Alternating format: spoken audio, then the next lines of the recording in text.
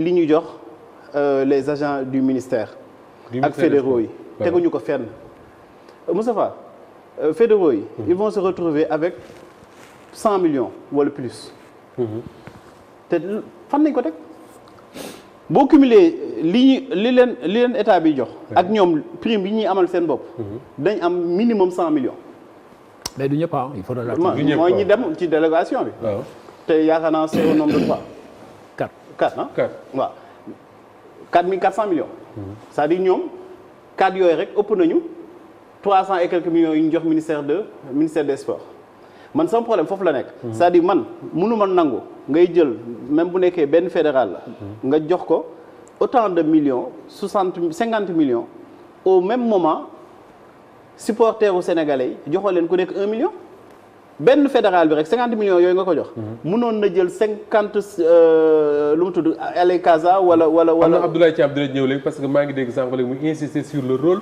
joué par les supporters. voilà Allez Casa wala 12e Gaïndé wala Lébu bi mën na si jël 50 personnes wala 100 personnes ku nekk mu jox la ci 500 000 francs. ok mais man sama problème foofu kese la nekk mooy récompense yi mën nañ ko jox joueurs yi mën nañ ko jox staff bi mais fédéraux yi soxlawuñu ko parce que am nañ déjà prime yoo xamante ni ça tourne autour de 50 millions ñoom seen prime yi ñuy joxal seen bopp. président bi moo koy décider boppam. ministère bi aussi ñi fa nekk ay missionnaires nañu boo demee mission mais sëñ bi dañ lay fay. am ngay per diem. bien traité yow sonn moo defoo dara.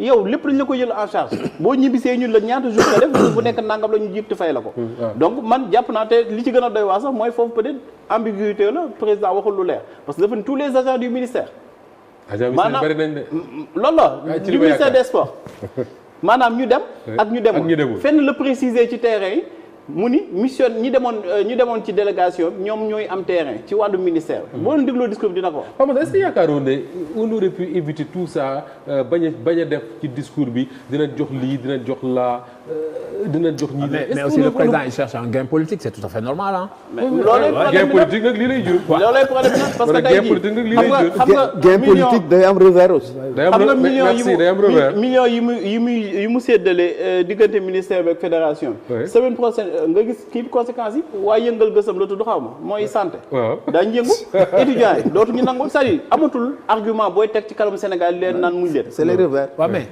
man Mbaye Jacques yow la ñuy terminer alors Pape yow ñaata étoile nga am. non bi baaxul bi benn la. Abdoulaye sur les primes ak récompense yi voilà. bon man xam nga sur les primes. il faut que Pape Matar wax na lu am solo mais c'est que dama bëgg rek ñun ñu defaat genèse. dama yaakaaroon ne le régime actuel là. dina retenir les leçons du passé. wala laajte wuñu pour am conseil yu baax pour éviter ñu lii nekk di discuter nii parce que man déjà li may wax nii rek bindoon naa ko déjà wax naa ko soo leen di fàttaliku bu ñu gagné premier trophée bi le président de la République a donné 250 mètres carrés fii ci Ouakam après joxe 500 mètres carrés fële ca Diamniadio après joxe 50 millions pour tout le monde.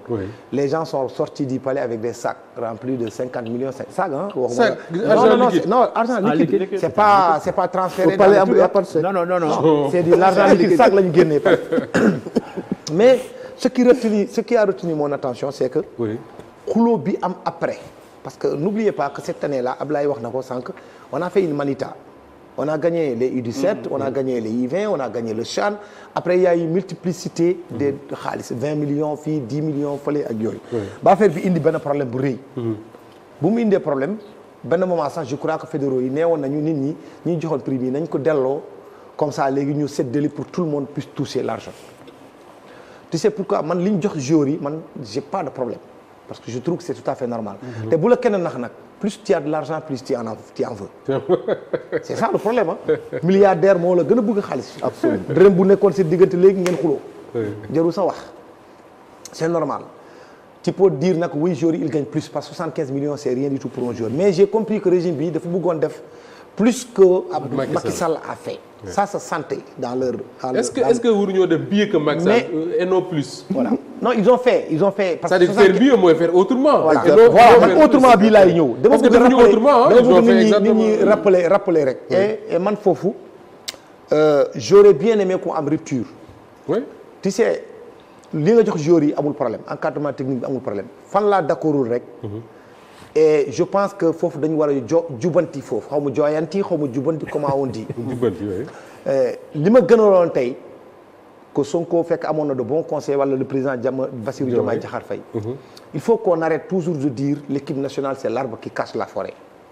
bi ñuy mettre en place football professionnel c'était en 2007 moi j'étais à Saly. jusqu'au moment où nous parlons le football professionnel n'arrive pas à décoller. demul fenn. tey jii bëggoon naa Bassirou Diomaye Diakhar Faye ou Ousmane Sonko ñoom ñaar.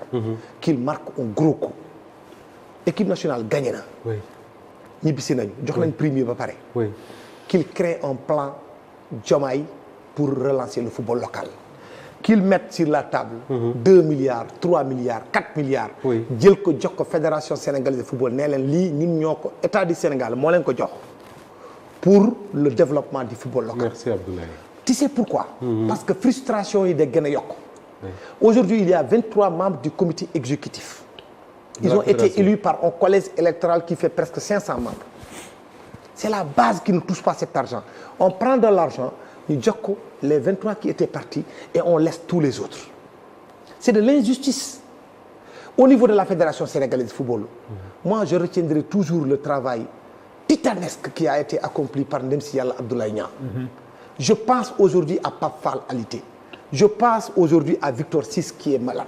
Je pense aujourd'hui à d'autres gens qui sont au niveau de la fédération sénégalaise de football, d'autres qui sont dans les clubs amateurs qui ne peuvent pas toucher cet argent et même ñoom ñi nga xam ne laal lañ xaalis bi.